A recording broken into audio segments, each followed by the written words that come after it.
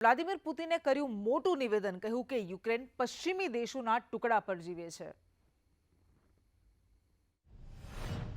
રશિયાના રાષ્ટ્રપતિ વ્લાદિમીર પુતિને ગુરુવારે રાષ્ટ્રને સંબોધિત કર્યું અને તેમણે લગભગ 4 કલાક સુધી મીડિયા અને લોકોના પ્રશ્નોના જવાબ આપ્યા. તેમણે કહ્યું કે યુક્રેન પશ્ચિમી દેશોના ટુકડા પર જીવી રહ્યું છે.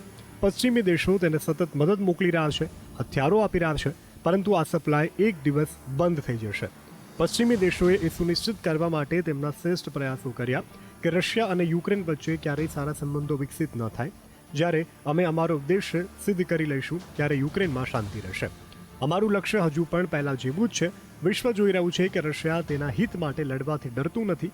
પુતિને કહેવું છે કે યુક્રેનને સેનાથી મુક્ત કરાવવું અમારા એજન્ડામાં છે.